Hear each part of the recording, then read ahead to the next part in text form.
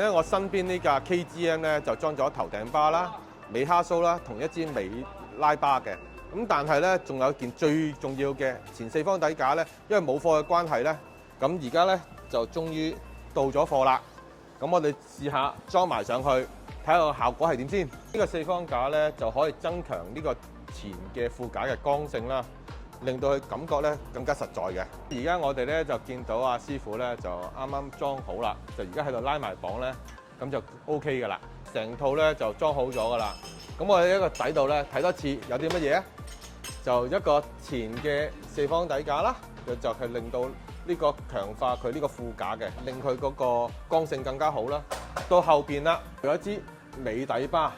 咁你見到啦，呢個位咧就係駁住條震嘅。咁行車嘅時候咧，其實個條震咧有輕微嘅扭曲嘅，咁佢就可以將佢駁住咗咧，就更加結實啦。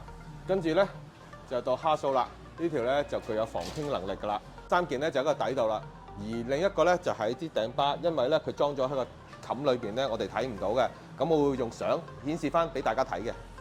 而家咧成套嘅 Ultra Racing 咧已經裝晒上去㗎啦。咁我哋就等車主試一試車，睇下感覺係點先。